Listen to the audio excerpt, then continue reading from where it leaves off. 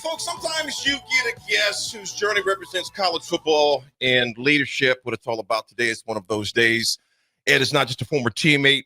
He caved in my chest muscle several times along with Toby Wright. Introduced me to football at the University of Nebraska, consensus All-American, Buckus finalist, key leader in the legendary 1994 Nebraska National Championship team. Was captain on that team. Folks, his story didn't stop on the field, though. For nearly 3 decades, he's been one of the most respected voices in college athletics, from his years guiding to the Big 12 to his leadership now as senior associate athletic director at USC, helping to steer one of the sport's biggest brands through this transition to the Big Ten. He's navigated billion-dollar changes, represented student athletes at the highest level, continues to shape and help shape the future of college football, keeping the same humility, the purpose, and drive that he's had since he wore and donned the scarlet and cream. Oh, red. My man, my brother, Ed Stewart. What's up, my man? That's the intro right there. I just need to walk out. All I can do is mess this up now. Yeah. That's what I'm talking about. Ed was like, who the hell are you talking about? Yeah. No, I was looking over and he was just kind of nodding his head like, yeah. Yeah, it sounds like that guy's old. 3 decades. Hey, that's scary, man. Nate the Skate. He texted in.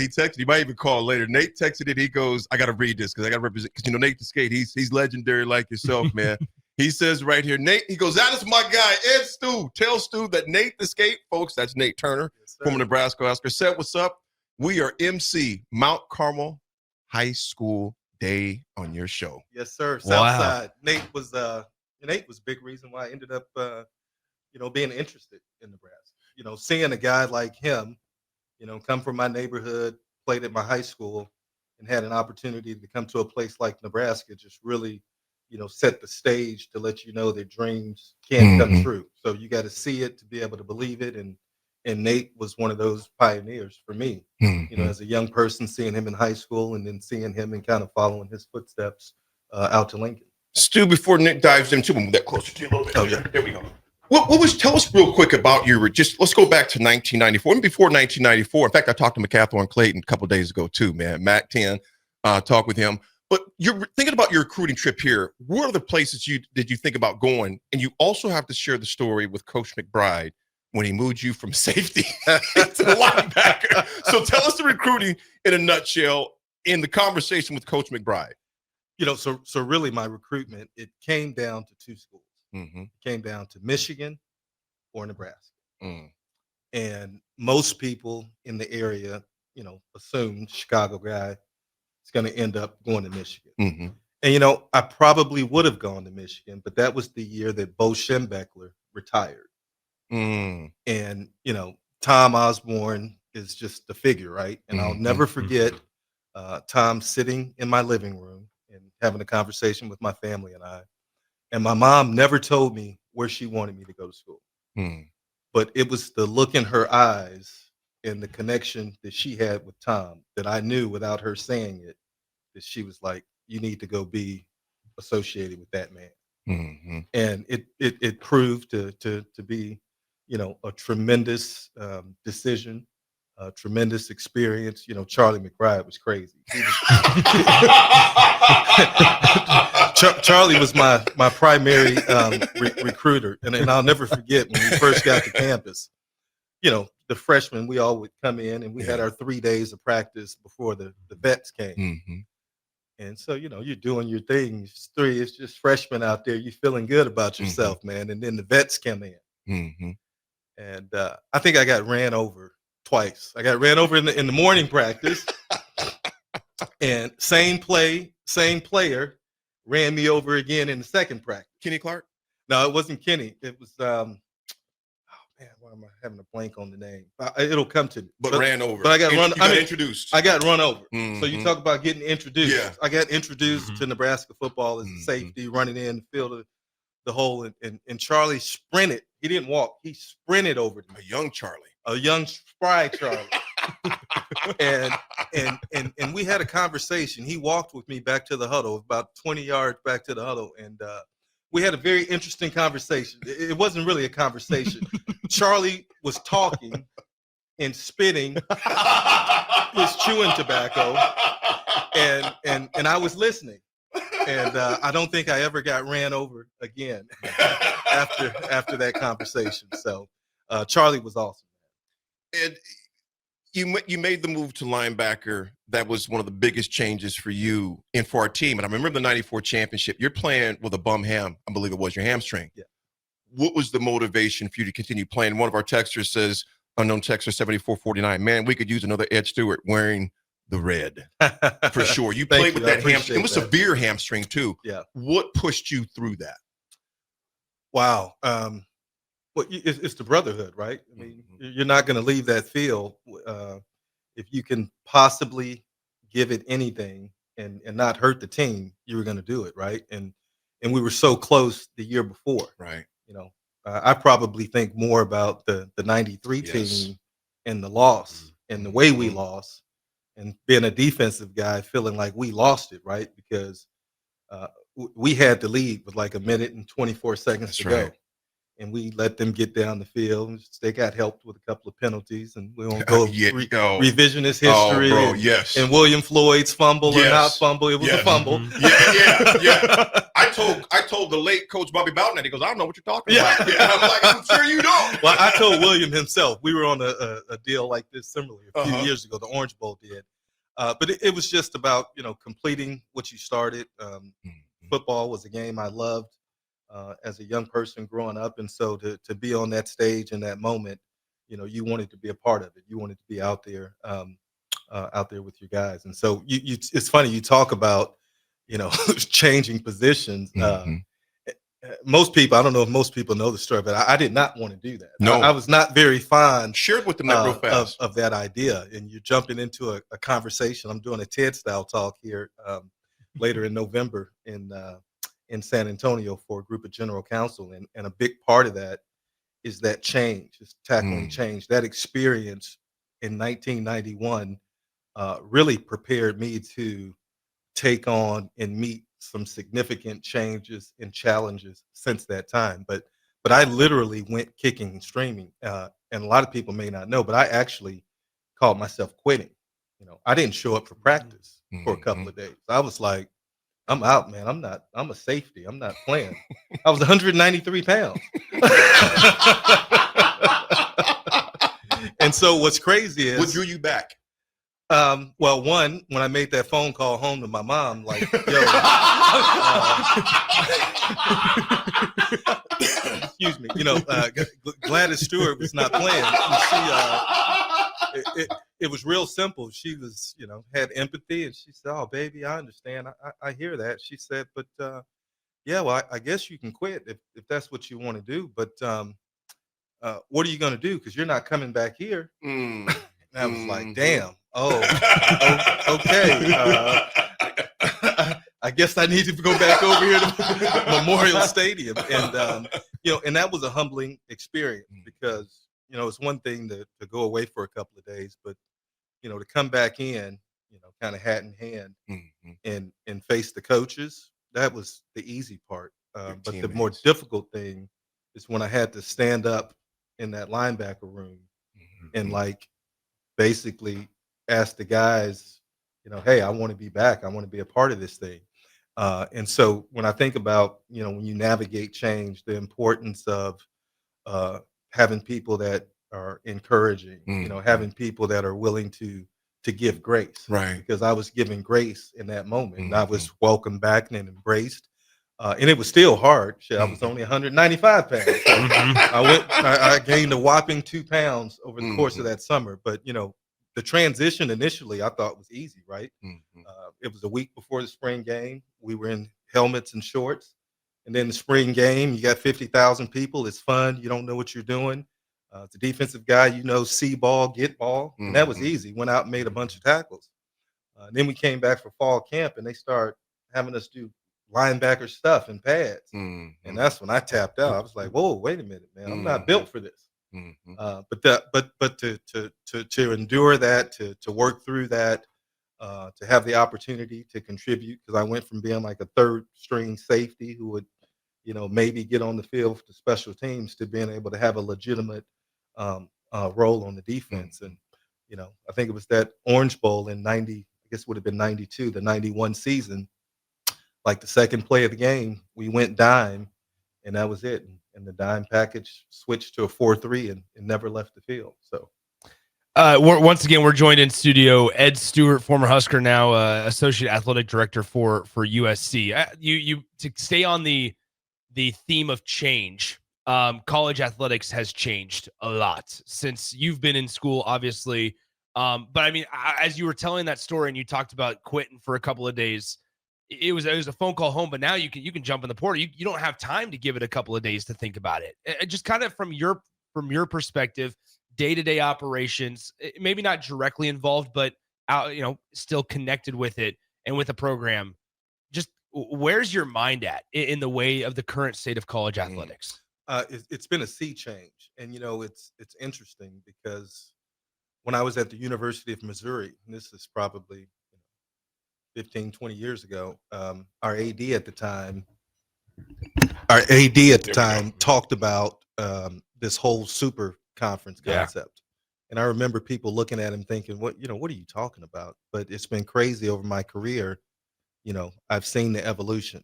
I've seen the Big East go away and become a basketball league now. I've seen the transition within the Big 12 and the SEC and the Big 10. And so it's definitely different, but it's like anything. I think I heard you guys talking earlier about change. Change is inevitable. That's right. And so you either have to, anticipate it or adapt to it or be left behind. So what we're experiencing is certainly new. It's certainly different. And there's some positives to it. I mean, I think it's a great opportunity for kids to be able to have some access to some resources that we wish we could go back and have access to. But with that, I think there's also some unintended consequences that we've got to be aware of when we see, the level of coaching change that we've seen. And, we got another month of the season left. And, we were 4 weeks into the season and we're seeing coaching transition. So it's a new dynamic. You were a massive part of the whole conference realignment thing. I believe when your time at the Big 12, correct? And so, cause now this is year 3 at USC? Year 4. Year 4 at USC. Okay. So, I mean, I remember being on air on that day when it was, hey, USC and UCLA are joining the conference. And then it just kind of created this ripple effect, this trickle down effect of everybody moving and reshuffling. And there was so much concern about travel and so much concern about all these other little branch offs thing. And then at the core of it all is money, right? And money is the main driver. We all know it. We're not naive to it. Just how much has, I guess, college athletics evolved in the last 4 years compared to the previous 10? Well, I mean, name, image, and likeness and the transfer portal and now revenue changing has changed everything. Sure. That's probably more significant than any of the conference composition changes that we've seen. So that's a new reality that's put extraordinary financial pressures on institutions to figure out how to navigate this space and fund it. It's so strange because now, but they operate as if, and this is, I mean, not a knock against anybody, but they operate as if money is endless. It's infinite, right? Like we talked about the coaching changes and we're seeing some of these buyouts that these institutions are on the hook for. And it's fascinating because with it being so needed in college athletics to have success, according to a lot of coaches, heck, Nebraska's Matt Rule says that they need more investment, more financial investment to be able to compete with some of the top schools in the country. They're also so quick to make changes and abrupt changes that cost them even more money, if that makes sense. Yeah, and I just think that's the pressure and the reality. So when you start to, rely on donors, I like to say outside investors who are funding a lot of this, with that comes the added pressures, right? So if you're not seeing those immediate returns on investment, like when we were in school, I think our freshman class, of the 25 incoming freshmen, 2 played as true freshmen. Yeah. I mean, the expectation was you were going to redshirt. Now the expectation is not only are freshmen expected to play, but they're expected to play and play significant roles. And we know if you're expecting a true freshman to go out and be a significant contributor, that's not the the greatest plan for success, right? Sure. You know, you look at Michigan and they were relying on a true freshman quarterback, and he's done, you know, a great job for them. But think about what that kid will be like as a sophomore or a junior. So the pressures are immense. But if somebody wants to, you know, give me $50 million to go away, I'm here. I'll get my details. You know, just give it to me, man. I'll go. You know, I like Coach Ed Ogeron. There's a story about when he got fired at LSU. He walks in. They said, Coach, we got good news and bad news. They said the bad news is we're gonna fire you. We're gonna let you go. Said the good news is we're gonna pay you out what we owe you in your contract. He said, which door you want me to walk out of? But now he wants back in. Hey, yeah, and now you think about if you're Ed, he goes, "Which door you want to go out? What time you want to leave?" Yeah, that's it. That's him, man. So, and you think about how much it's changed too. But one thing I want to dip on. Okay, the two questions here: leadership styles that you learned from Coach Osborne post football. How did that help you during the crisis during the Big 12 championship game? How you managed contracts and during the COVID time? How did that leadership of Coach Osborne, how you, because, you know, we kind of had our mistakes when we was here at Coach Osborne. We put some gray hairs in that red hair. Yeah. You know, we throw some salt in there. But just him being a coach, an AD, and an offensive coordinator, I think people forget that, all of those roles, how he had to navigate those. What are some lessons you took for him as you're overseeing those Big 12 championship games, negotiating those major deal contracts, navigating the Big 12 through COVID, a time there was no template for it. How did that leadership style that you learned from Coach transition to what you do during that time? And everything. I do a lot of presentations on leadership, and I always do a case study, and it's predicated on Tom Osborne and the way he led. You know, how he empowered his coaches. You know, how he the way he talked to people, the way he treated people. You know, my favorite Tom Osborne story was I was a true freshman. And, you know, we always played Oklahoma right after Thanksgiving. And I'll never forget, Coach had announced, you know, we all needed to be there through like that Thursday or Friday practice or whatever it was. And I'm like, man, my mom had bought me a plane ticket to come home. And, you know, plane tickets weren't a big thing back in the day. I mean, you weren't flying around. So that was a significant investment and decision. And I'll never forget, Coach used to run around the practice field after every practice. And so I had to, you know, go up and talk to him. So I kind of sheepishly, you know, walk over and he stopped what he was doing, stopped. And he said, yeah, we can talk. He stopped his workout, took me into the coach's locker room, heard me out. You know, he always had his hand on his chin, and he thought about it. And he said, yeah, well, I think it's okay for you to go, you know, go early. And that was, he didn't realize it, but I was like all in. If I wasn't all in prior to that moment, in that moment, I was all in. You know, somebody that took the time to listen. He knew my name. I didn't even realize he knew my name, man. You know, because I'm a redshirt freshman. You're at a place like Nebraska, you know, all these great players. But so that's about leadership, right? That's like, you know, being there. That's like listening. That's like evaluating each situation based on its own merits at the time. It's like making a long-term decision. And I don't know if all of this was going through his mind, but the benefit of doing those things paid dividends. And so you talk about navigating COVID, man. That was a challenge like none other.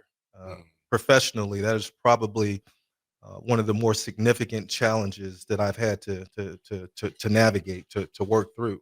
I mean, because there was literally no playbook for it.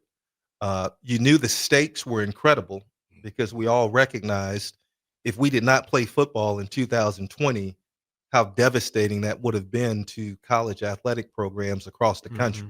Had we not played football, there would have not been any other sport played in that entire year. And so, you know, just being able to lead people through difficult times, through stressful times, to be able to push and challenge people to think differently. I mean, when I started with a group of medical professionals, you know, people I never thought I would be working with as closely, infectious disease experts and all of these different people. And there were people that were starting from day one, like, what are you guys talking about? This can't be done. you're wasting our time even talking about this. And it's like, okay, time was on our side. We don't have to make a decision today, but let's think about if, then how. And every day, just try to think through it methodically and not make a decision before you have to. Right. So Nick's going to go real fast. We have a phone call. Oh, yeah. Before we go to break, we have a phone call. I think it might be chilly. I think this might be Nate the Skate. It is. Go ahead, AD. Nate, what's up, big bro? What's happening, brother? What's going on? Skate, what's up, man? You got Stu. You got my man Stu in the house. Look, I used to try to be like Skate, man. He had that towel. Yep. I had to have my towel when I was in MC. I just couldn't run as fast as him. Hey, man. Hey, they say Stu was gonna be the next Nate Turner. That was a rumor. And those are facts. It was like, we can get Stu to run this reverse like Nate. We gonna be good. And then you saw they put my ass on defense too. Which was obviously the blessing. That's true. That was a blessing.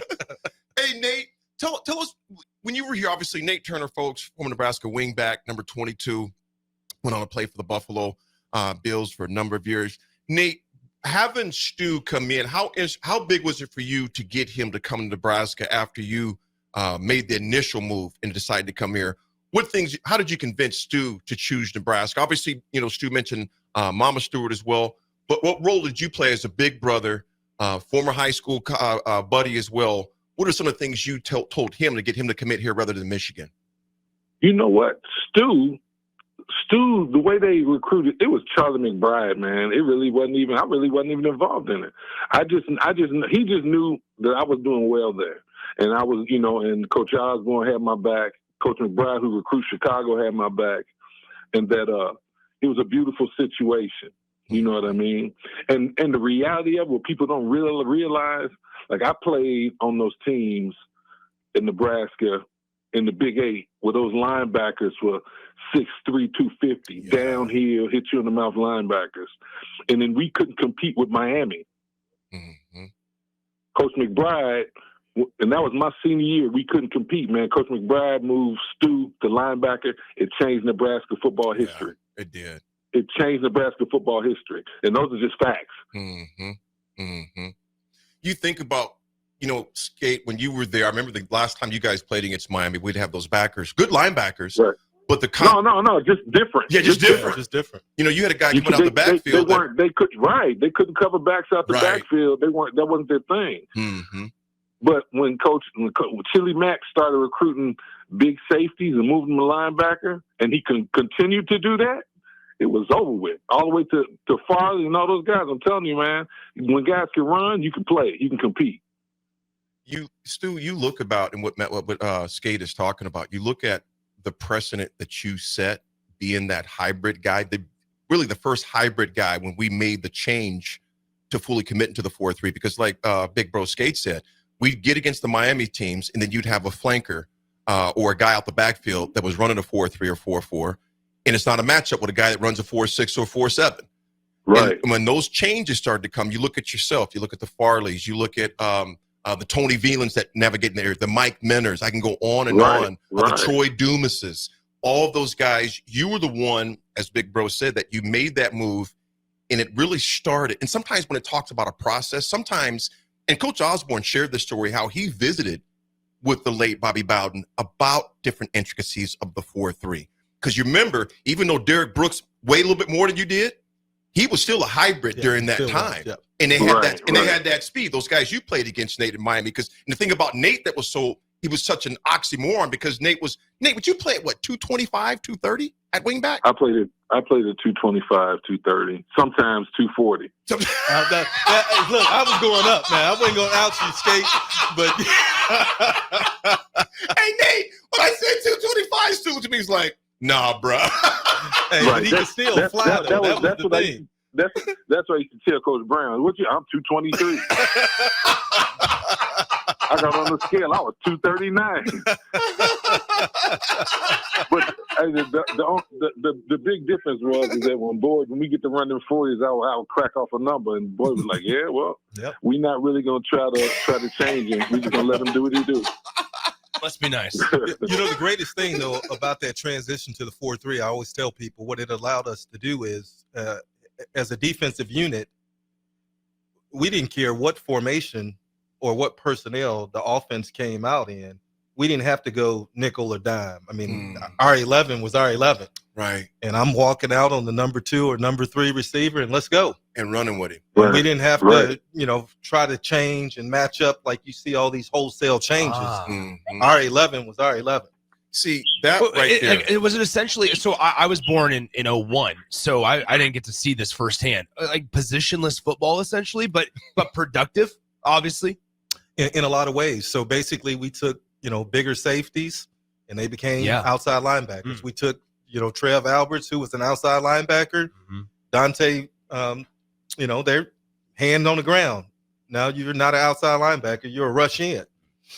So we had speed on the field, and our defenses were very much, you know, attacking. We're aggressive, and we played a lot of man-to-man. I mean, that was our primary go-to, man, 11 robber.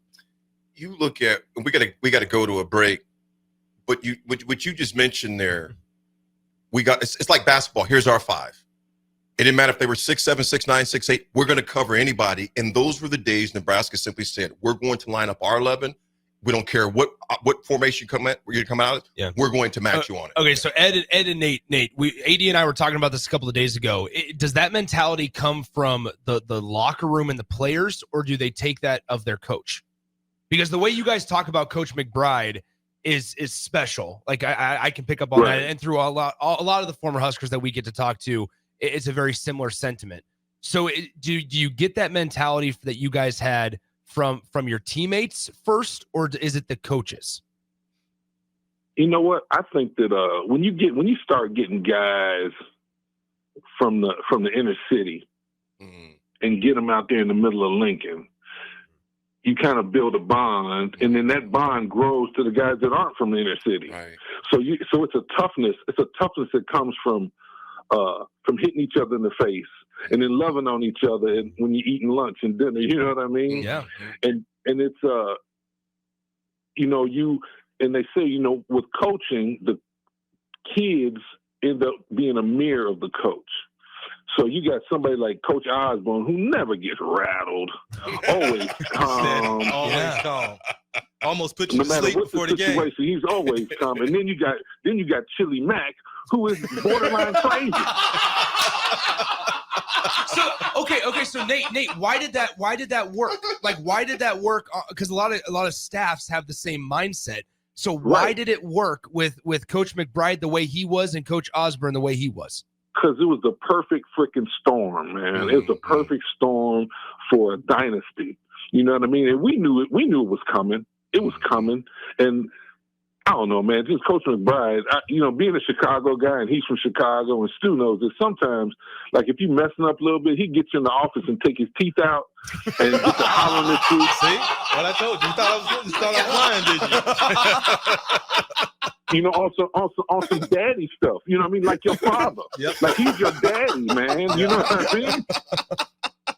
Yeah, it was just you that level end up of walking out saying, yes, man. sir. Then you walk past Joni and she's smiling. You see Coach Osborne, he's quiet. Yep.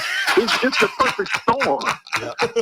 It was the perfect storm, man. So, the teams end up becoming what the coaches put into them. You know what I mean? When they honestly put it into them. And sometimes nowadays when you see football is different. It's different, and you can try to. It's going to be hard for anybody to emulate or replicate what Coach Osborne and Chili Mack and those guys did back in the day. We're good. Nate, you hit it spot on. And when we come back, Ed, I want to hear your point too, in that, Nick, to your question, because you alluded to it a little bit, Ed, when you mentioned when you had to come back and ask your teammates. The last thing, Nate, that you wanted to do was look at Coach Brown. That was something. But when you had to go back in there and look at Bostic and Keith, and Big Will Washington and T. Hughes. T. Hughes, when you had to go back and look at the guys that were playing linebacker, when I had to go back and look at those guys, culture, I think the word culture gets overused, and it's almost to the point it's lost its validity. Culture, a championship culture team, is when you have more fear of looking your teammates in the eye than your Facts. coach. That's when you have Right. something. That's when you got something. That's when you got something. That's when you Right. because when you can hold each other accountable, when you know you didn't give your all. Yeah. Oh, the coach was one thing, but when you went in that locker room and had to take off that helmet, and you have those eyes where that dude laid it on the line, Your guys gonna let you know. they're gonna let you know, man. Stu, you've got a lot of work you've been doing too from the transition of USC. Talk about, just the transition. A conference is no longer the Pac-12, which seems weird. It does seem weird, doesn't it? What was and go ahead. That would just seem I weird. I missed the Pac-12. Yeah, I mean, Yeah. how, And it's unfortunate for schools like Washington State, Oregon Yes. State that were successful, Right. but just didn't have the resources needed to be able to compete with the big ones now. what's been the challenges for you guys? And obviously, the the Men of Troy, the logo, all of those things are strong. Mhm.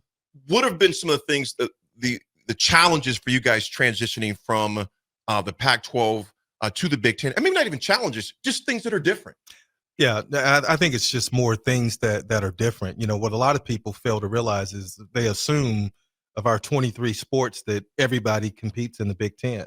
Well, not all the sports do. So not all of our teams are having to travel as extensively as most people believe. Now the travel is increased. It's a little bit more, but if you're getting on a plane to take a 2-hour flight, now that 2-hour flight is a 3-hour flight or 3.5-hour flight. So there have been so many positives about being associated and affiliated with the Big Ten and like member institutions and just that grand stage and awareness. It was really, it was a decision and a move that had to be made, right? We talk about change and you either evolve or be left behind. And so it's unfortunate to see, what happened to the Pac-12. Like we mentioned the Big East earlier, but that's just a part of it, right? And so it's always a balance of trying to maintain certain traditions and trying to innovate at the same time. So like even a story program like Nebraska or a story program like USC, there's so many pieces of our traditions that are true and symbolic of who we are. But at the same time, you can't live in the past. You've got to innovate. You've got to evolve. You've got to find new ways of doing things. So it's like that balance. And it's probably more art than science. Right. Of how those two mesh together. That's what I was going to ask is how do you do it? And maybe there's not a perfect answer, but it's what is your guys' approach at USC? Because I think there's a lot of similarities and parallels between the two institutions, because Nebraska fans struggle with and this isn't bad to say, like they struggle with the lack of success in the last 30 years in comparison to the 20 years between 1980 and 2001, essentially. What's your advice for consumers of athletics to where it's balancing this while still you're not forgetting the past, but you're also moving forward? Yeah, I think to be able to see teams have the type of success that those 90s teams had is really hard to replicate. I mean, I think people look at like what Nick Saban was able to do at Alabama, but outside of that, maybe Ohio State is kind of in that realm. But in this current era, there's not as big of a gap between teams. The parity's unreal. The way teams acquire talent these days, the way the roster turnover. I mean, you can turn a program around. There go our guys. In a year. There he is. And this is a completely unrelated topic. Somehow that cigarette stays in that mouth. We have no clue. He's a champ of that lung dart. Every day. We see him every day. Every day. Usually once going that way, once going this way. It could be raining. It's incredible. Same cigarette. Same cigarette. He's ready. It hasn't been. He's consistent. That's tradition. It's tradition. But no, I think like that's where it's at. Like you also have to understand that this is what we wanted in some essence. We wanted a level playing field. Like this is. Sure, are there pieces that can be improved? Sure, right? I think there's always things that you can look at and say, yeah, maybe we could get a little bit better in this area. But the parity and this college football playoff, to speak about college football specifically, this is what everybody was longing for 10 years ago. And now that it's here, now we have issues with it already. Yeah, that's the way of college athletics, there right? It is. As soon as right now it's crazy because we have a void of rules. Yeah, which makes it especially complicated to try to do business. So hopefully at some point here we'll be able to have some better structure and guardrails put around what we can do and what we can't do, and we can all do it consistently. But in our business, it's been human nature that as soon as you establish a set of rules, people immediately start to try to figure out a way to navigate around them. Right. Yeah. And so we've kind of been our own worst enemy in that regard. So that makes it challenging as well. One of my favorite questions ever to ask coaches, head coaches specifically, is, do you ever feel like you know every detail, every rule? One of my favorite, because in these last 2 years, whether it's been at football media days in Vegas, basketball, or even women's basketball a couple of weeks ago in Chicago, like I asked Fred Hoiberg and Amy Williams of Nebraska, I was like, do you guys ever feel like you have it all under control? And the answer is the same every time, in some variation of like, no, it feels like every day there's something new or something altered. So in your role, I'll ask you the same question. Do you ever feel like you have every rule known in the back of your mind from start to finish, all encompassing? Yeah, I got this taken care of. I would tell you, we used to over the last couple of years. Yeah. No, because there's like I said, there's a void of rules, and they're ever changing, and they're still being identified. But that's a part of it. We talked about change earlier. There are challenges, right? Yeah. But viewership of college football is at an all-time high. Attendance is at an all-time high. So the game is healthy in a lot of ways, but like anything else, could there be some improvement to it? Yes, but the actual game, the competitions that we see on the field, and we should see a hell of a game here on Saturday night between SC and Nebraska. I'm looking forward to it. Yeah. Last question I got before we go to our last break. We'll just go till the end of the show. We're good. We got a couple minutes. I love it. First of all, from one of the texts, I want to get this in. Brian Stewart, what's up, brother? Good morning to you. Goes, Ed is my all-time favorite Husker linebacker. Great to hear him and his excellent takes and heartfelt experiences. But my biggest question is, how the hell is he not a Nebraska payroll? Yeah. What's going on? Hey, let me turn up this mic a little bit. Let me turn up the mic. Yeah, well, we went 50 minutes without a gotcha moment. Here you go. Next to you, remember E.F. Hunt, those commercials? Yes. Everybody's going like this to the radio.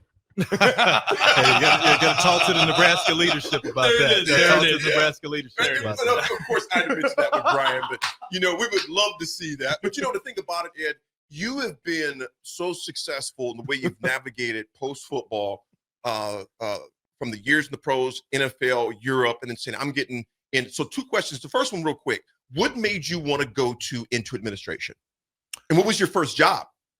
So this is great. I'm glad you asked that question. So Bill Byrne, who used to be the AD at Nebraska when we were playing, and I remember being a naive, freshman or sophomore, and I would see Bill walking around in his coat and tie all the time. And I just had the audacity one day to walk up to him like, hey, Mr. Byrne, I always see you walking around in this coat. And like, what do you do? And and Bill was gracious enough to allow me to just come by and visit with him. And so I would just periodically go by and visit with him and chat. And at the time, I'm thinking I'm going to play football for a long time. But I thought to myself, well, maybe one day when I'm done playing, I'll do something like that. Not sure still exactly what that was. But it was ironic because when I started my career, and I think Bill had pivoted and he maybe was at A&M at that time. And so I go from that setting where he's the AD and I'm the student athlete to now we're sitting, in a boardroom in meetings together. And he continued to be a resource for me and somebody that I would talk to, about things that were going on in the business and just leading at that level. So that was the introduction, but really where it was cemented, I was on a practice field in Spartanburg, South Carolina, and we were going through camp with the Carolina Panthers. The hottest thing I ever experienced in my life. If you want to know what it feels like to be a turkey being roasted in the oven, that was Spartanburg, South Carolina. And I remember every day we would walk off that field and I would look up, and in AC, in the suite-like area, I would see the guys with the coats, with shirts and ties on. And I was like, man, when I'm done with this shit down here, I'm going up there. And so that was my motivation to get in administration. And then, it was crazy. I hope I got it. Yeah. I was like, I'm done. And that was it. And then the late Roger Gruters, who was our academic advisor. I forgot about Dr. Gruters, Yeah. man. And so Dr. Gruters, I got a random phone call one day I was just finished my season with the Rams. Coaches had all gotten fired, so there was transition. So I was a free agent again. My agent reached out to me. I had an offer to go to camp with the Ravens, and out of the blue, I get a call, and it's Roger Gruters, and he's like, "Hey, I'm leaving Florida State. I'm going to Michigan State, and if you're done playing football, I want you to come be a part of my staff." Wow. And it was one of those, gut check moments where you had to make a decision. And so I ended up making the decision to pivot and go with Roger to Michigan State. And that launched my career in college athletics administration. What part of Chicago did you grow up in? South side. South side of Chicago. Yes, sir. You didn't see a lot of dudes wearing suits and ties in certain arenas. I mean, you did, but it was a little different suit and ties, as you see. I hope you're not a White Sox fan. I am absolutely a White Sox fan. How was the playoffs this year? Oh, wait. Yeah, okay. Don't go there now. It is. Those are the stories that I love because, and then we're going to talk about this at lunch. There's literally a young man, a former Husker. I'm not going to mention his name on radio, but wants to meet you really bad because he wants to get in administration. Let's talk. Absolutely. My info. I literally texted him. I said, "Hey, what are you doing?" But nevertheless, you simply asked the question, and that's going to have something to do with the close too. You didn't know who this guy was, and one thing I tell my audience all the time, I tell myself this on a regular basis, big bro. No means go. Yeah. I mean, when they say no, it just means go to the next question, go to the next call, go to the next meeting, go to the next contact.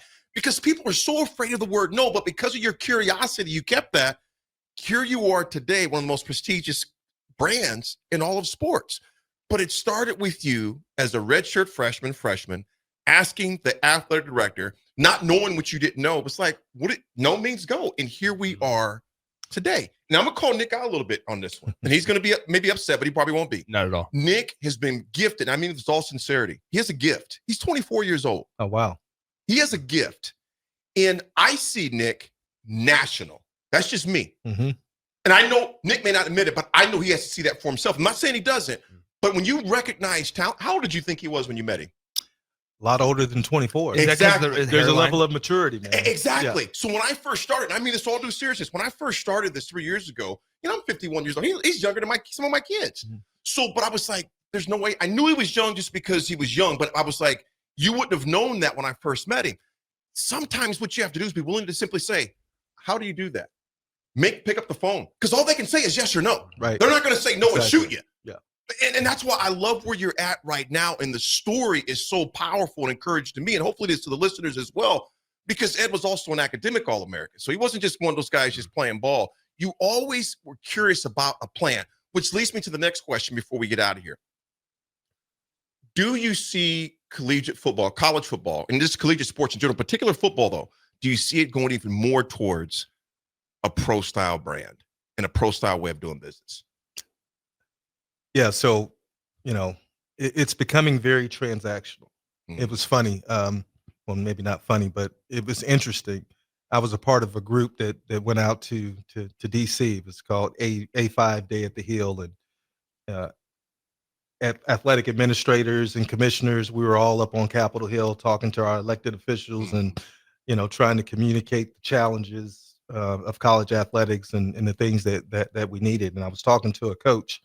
And her point was a female coach, soccer program, I believe. And we were talking, and she said, my entire career has been about transformative coaching, changing lives, right? She said, now the challenge has become everything is becoming so transactional, and it just creates a different experience. So while I believe that there's a lot of positives about this new era that we're in and player empowerment, and opportunity to resources, I do sometimes wonder about, the foundation of that transformation, right? That is so important for young people from the ages of 18 to 21. What type of lessons you're learning when difficulty arises. Sure. Do you get in the transfer portal, or do you fight and figure out a path forward? Coach comes to you and says, hey, we're going to move you from safety to linebacker. Do you embrace that change, which can be life-changing for you? Or do you just take the easy way and go get in the portal and do something different? So those are the types of lessons that you become concerned about? I have two questions before we get out of here as we approach the 11 o'clock hour. One is serious, one is not as serious. The serious one is what's going to go through your mind as you walk in that stadium tomorrow? I mean, what does Memorial Stadium mean to you? Number two is who wins. Well, I'll tell you what Memorial Stadium is so special to me. Yeah. And one of my greatest memories, we used to stay over on East Campus. But two of my greatest memories where we drive the bus down O Street and seeing all the people out on the street in red, right? And then we go into the stadium and we start our warm-up routine, and there would be just a splattering of people in the stadium.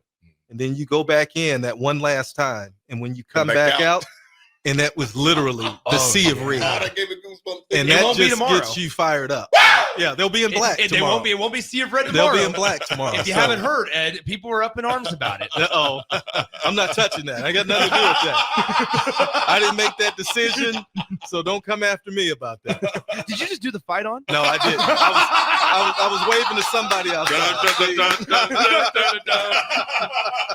It is a pretty sweet fight. Coach Osborne's office down the street. Yeah. Tell Ed to come on down here after that. I know, right? Oh, man. AD, wrap it up. And real fast, Derek in the car says you were an academic All-American. Tell us how your degree and curriculum, if you can answer it in 20 seconds, how it prepared you to become an elite administrator across several conferences. Thanks. Great show. Undergraduate degree was in psychology, and psychology has has helped me out tremendously dealing with head football coaches and big money donors. Absolutely. Folks, we can't thank the big bro. There he is. Ed, Thank you, appreciate man. you, Appreciate man. you guys. And we got your graphic up there as well. What a good-looking picture on the bottom left. Associate AD for USC, former All-American, consensus All-American at Nebraska, Butkus Award finalist, but more importantly, just a brother and a friend, man. And Ed, I'd say for us younger guys, man, you've made us proud and you've made us hungry too to keep fighting and keep going forward, man. So appreciate you, big bro. Appreciate you and all the success that you're having. I appreciate it, big bro. I'm glad you're healthy. Hey, man. Hey, you know what? Appreciate it. I appreciate it. We look at life a little different as we get older through these years too.